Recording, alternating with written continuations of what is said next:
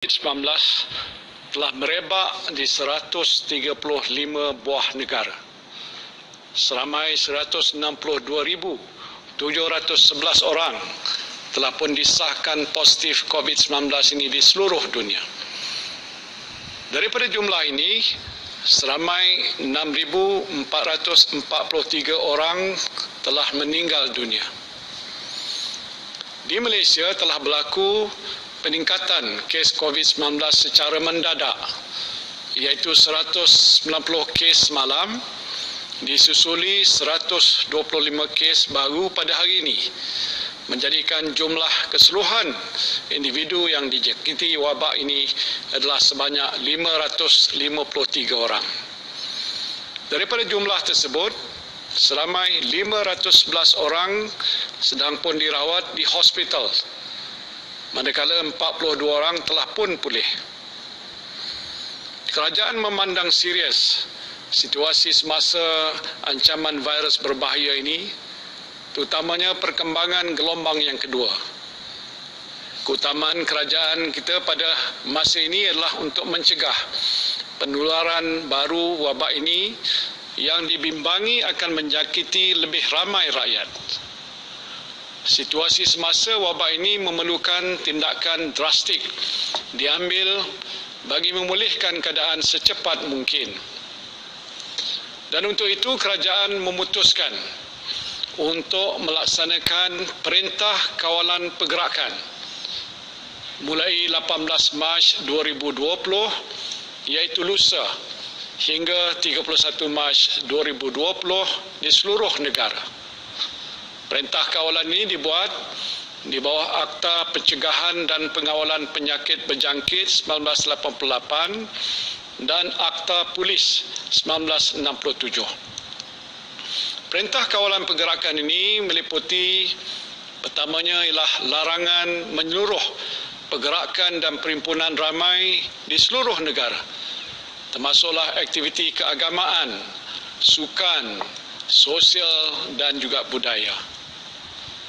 Dan untuk menguatkuasakan larangan ini, semua rumah ibadat dan premis perniagaan hendaklah ditutup, kecuali pasar raya, pasar awam, kedai runcit dan kedai serba-nika yang menjual barangan keperluan harian.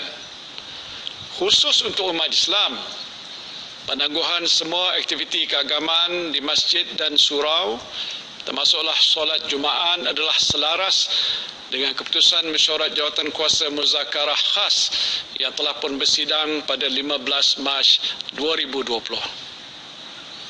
Keduanya ialah sekatan menyeluruh semua perjalanan rakyat Malaysia ke luar negara. Bagi yang baru pulang daripada luar negara, mereka dikandaki menjalani pemeriksaan kesihatan dan melakukan kuarantin secara sukarela atau dalam bahasa Inggerisnya self-quarantine selama 14 hari. Ketiga, sekatan kemasukan semua pelancong dan pelawat asing ke dalam negara. Keempat ialah penutupan semua taska sekolah kerajaan dan swasta, termasuklah sekolah harian, sekolah berasrama penuh, sekolah antarabangsa, pusat tahfiz dan lain-lain institusi pendidikan rendah, menengah dan pra-universiti. Kelima ialah penutupan semua institusi pendidikan tinggi, IPT awam dan swasta, serta institut latihan kemahiran di seluruh negara.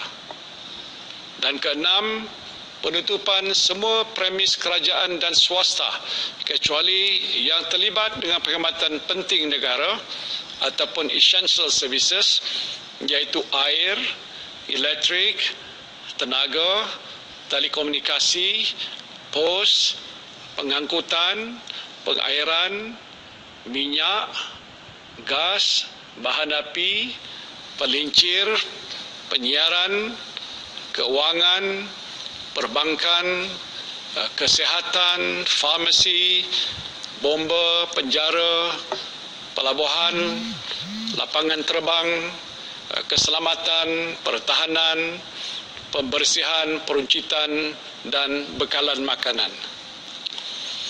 Saya sedar bahawa saudara dan saudari mungkin merasakan bahawa tindakan yang diambil oleh kerajaan ini menimbulkan kesulitan, kesukaran untuk saudara-saudari menjalani kehidupan seharian. Namun tindakan ini mesti diambil oleh kerajaan untuk membendung penularan wabak COVID-19 yang berkemungkinan meragut nyawa rakyat negara kita ini. Kita telah melihat peningkatan wabak COVID-19 secara mendadak daripada puluhan orang yang dijangkiti virus ini kepada ribuan orang dalam satu masa yang begitu singkat di beberapa buah negara lain. Sudah pasti saudara dan saudari tidak mahu keadaan yang sama berlaku di negara kita. Kita tidak boleh menunggu lebih lama sehingga keadaan menjadi lebih meruncing. Dan tindakan drastik perlu diambil dalam kadar yang segera untuk menyekat penularan wabak ini dengan cara menghadkan pergerakan orang ramai. Dan inilah satu-satunya cara untuk kita mengelakkan lebih ramai rakyat negara ini dijangkiti wabak yang boleh meragut nyawa. Saya harap saudara-saudari dapat bersabar menghadapi dugaan ini. Jangan panik. Juga jangan rasa cemas dan sentiasalah bertenang. Saya percaya dengan langkah-langkah sekatan pergerakan yang dilaksanakan oleh kerajaan ini, kita mampu menyekat penularan wabak ini dalam masa yang terdekat. Kita telah melihat beberapa buah negara yang mengambil langkah yang agak drastik untuk mengawal penularan wabak ini, seperti negara China yang telah menunjukkan penurunan mendadak kes-kes jangkitan COVID-19 ini. Saya juga ingin memberikan jaminan bahawa bekalan bahan-bahan makanan, keperluan harian dan juga penjagaan kesihatan termasuklah topeng muka adalah mencukupi. Saya telah pun mengarahkan Kementerian Perdagangan Dalam Negeri dan Hal Ehwal Pengguna agar sentiasa memantau situasi bekalan makanan dan keperluan harian di pasaran di sepanjang tempoh Perintah Kawalan Pergerakan ini berkuat kuasa. Saya merayu kepada saudara dan saudari agar sentiasa mematuhi Perintah Kawalan Pergerakan ini. Ini adalah tanggungjawab kita bersama yang mesti kita laksanakan sebagai rakyat yang prihatin terhadap keluarga kita, masyarakat kita dan negara kita. Saya juga ingin memaklumkan bahawa sidang khas Majlis Keselamatan Negara akan bermesyuarat setiap hari untuk memantau dan mengawasi situasi wabak COVID-19 ini. Saya sendiri akan mempromosikan mesyuarat ini dan juga memaklumkan kepada saudara-saudari perkembangan situasi wabak COVID-19 dari semasa ke semasa. Jika saudara dan saudari mempunyai sebarang pertanyaan berhubung dengan Perintah Kawalan Pergerakan, saudara-saudari boleh menghubungi Pusat Pengurusan Operasi Negara di talian hotline. Nombornya 03-8888-2010 03-8888-2010 bermula jam 12 tengah hari esok. Saya mengambil kesempatan ini untuk mengucapkan jutaan terima kasih kepada semua petugas kesihatan, penjawat awam dan semua pihak yang telah bertungkus lumus bekerja siang dan malam untuk membendung wabak ini.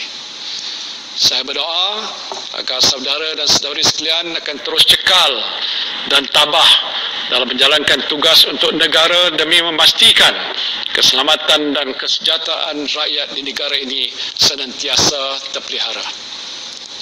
Akhir sekali, saya berdoa agar saudara dan saudari sekalian senantiasa diberikan perlindungan oleh Allah Subhanahu wa taala. Wabillahi taufiq wal hidayah. Assalamualaikum warahmatullahi wabarakatuh.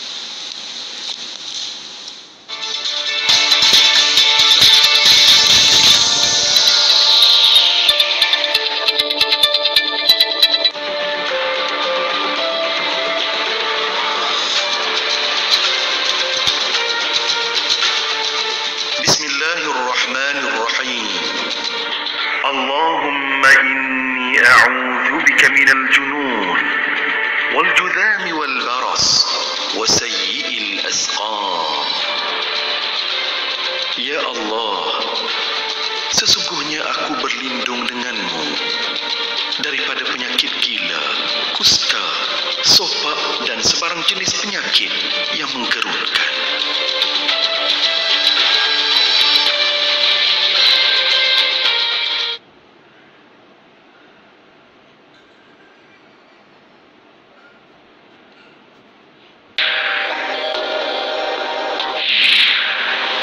Jika anda diarahkan untuk melakukan pengasingan diri di rumah, anda sememangnya perlu berada di rumah. Anda tidak perlu ke tempat kerja, ke sekolah ataupun ke kawasan awam yang lain. Dan anda sepatutnya tidak boleh menerima pelawat ketika di rumah. Sekiranya anda mengalami gejala seperti batuk ataupun demam, anda boleh mendapatkan nasihat melalui telefon. Jangan terus ke pusat perubatan atau hospital bagi mengelakkan jangkitan merebak. Jika anda berada sendirian di bilik ataupun di rumah, anda perlu memastikan pengudaraan di bilik berada dalam keadaan baik dan juga pastikan pintu sentiasa ditutup. Sekiranya anda perlu berkongsi bilik mandi atau menggunakannya selepas orang lain, jangan berkongsi tuala dan juga peralatan mandian.